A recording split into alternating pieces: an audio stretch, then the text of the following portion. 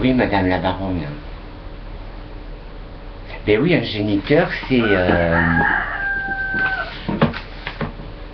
par exemple quelqu'un qui peut pas... Par exemple, un couple, soit le mari ou...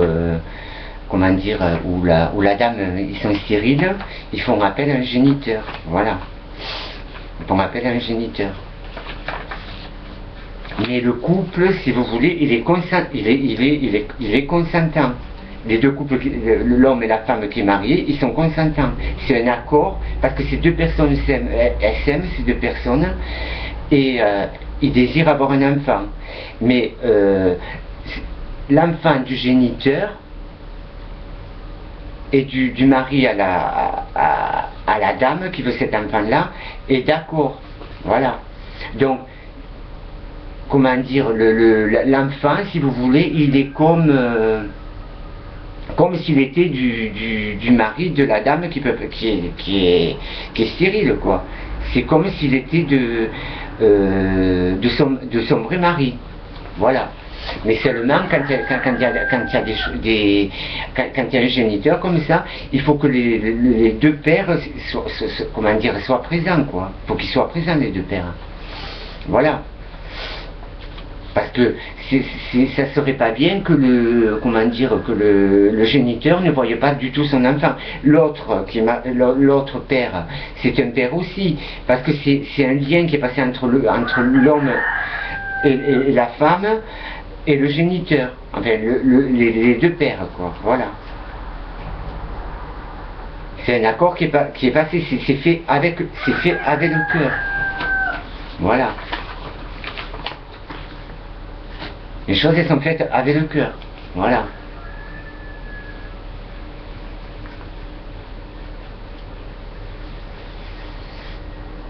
En principe, quand tu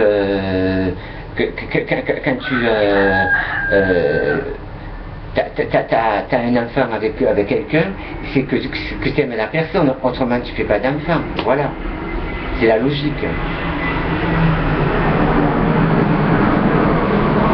Et là, la chose est pas du tout la même, parce que le mari qui est stérile de la dame ne peut pas avoir d'enfant, donc il fait appel à un géniteur. Mais c'est un consentement avec sa femme. Hein. Voilà. Pour sa femme à son mari, eh bien, comment dire, pour elle, c'est comme si c'était de son vrai mari. Voilà. Voilà. C'est comme si c'était de son mari. C'est de sa vraie... c'est de la chair de son mari. Et son mari, quand il y a l'enfant qui va venir, eh bien, il va l'aimer comme si c'était son propre fils. Parce que c'est fixé dans la tête de son mari. C'est comme si c'était lui qui avait fait l'enfant. À part qu'un géniteur, voilà. Après, moi je voulais reparler de l'adoption, madame la baronne. Mais moi je connaissais un copain qui était que je connaissais, enfin on est encore copains, même amis. Et bien, comment dire, et bien il avait été adopté à l'âge ado, quoi. Par un couple d'un homme et d'une femme. Et oui, d'un homme et une femme. Et attends.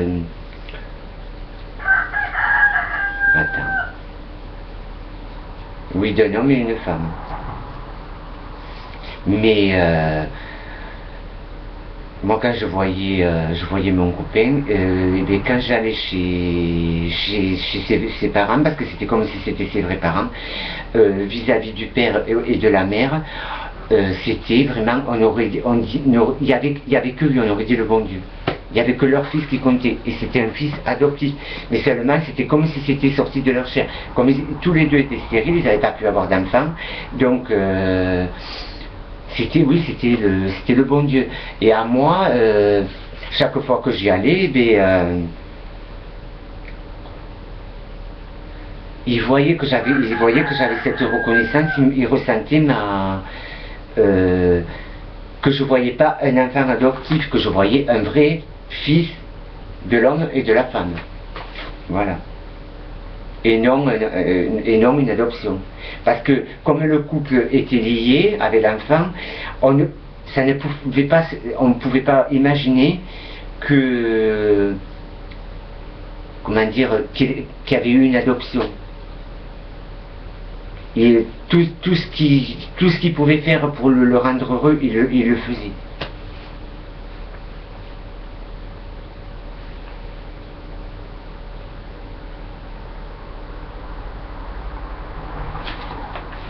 Ah oui.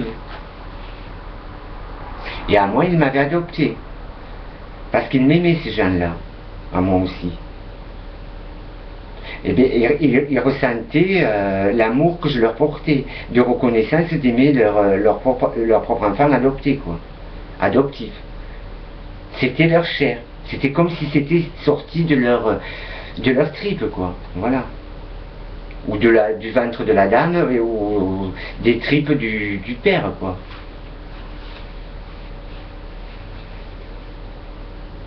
Et vous voyez que j'avais de la pudeur. De la pudeur.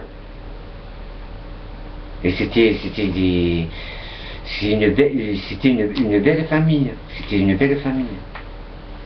Il a reçu beaucoup d'éducation. Ah oui, assez. Ah oui.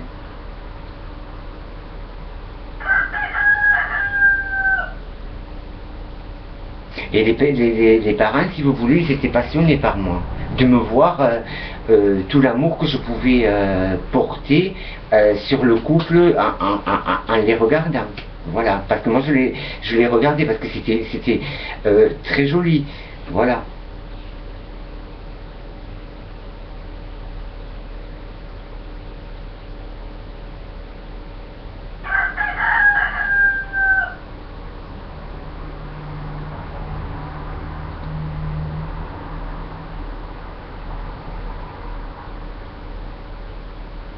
Il m'aimait ces gens, moi. Purée. Ah ouais. Enfin, il m'aime encore, hein. Mais après, l'âge de l'enfant, il est différent.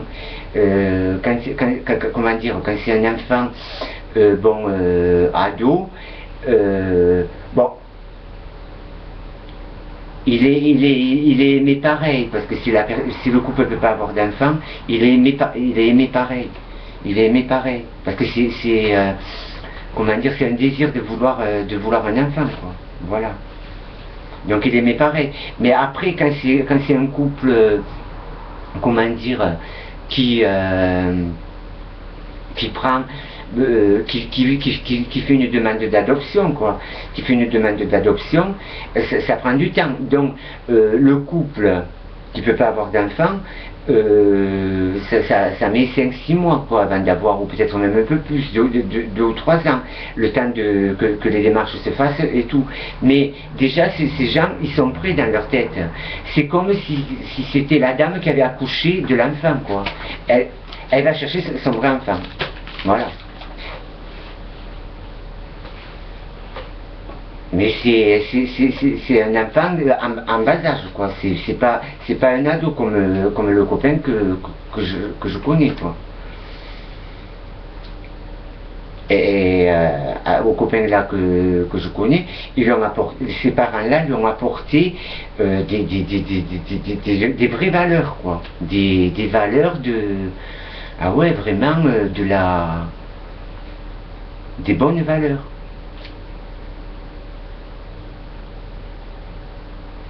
C'est l'amour maternel. C'est l'amour maternel.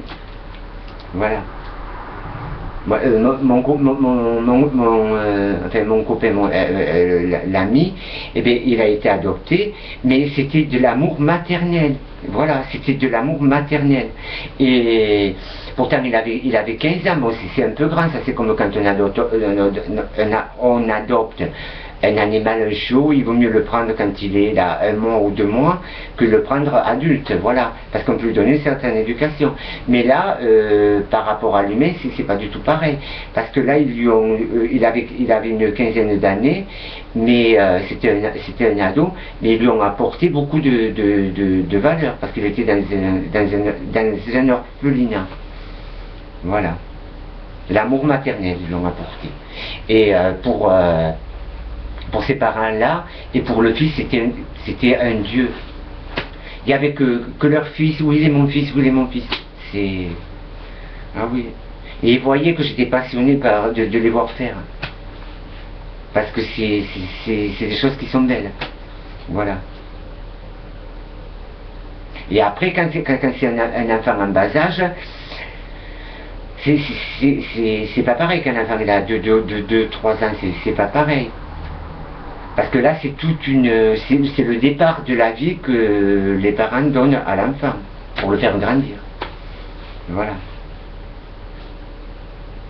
Mais comment dire, les parents quand même, ils aiment déjà l'enfant, c'est déjà préparé dans leur tête. Ils ont préparé la chambre, ils ont préparé ci, ils ont préparé là. Et c'est comme si la dame, elle allait accoucher, voilà, du fils de son mari. C'est la même chose.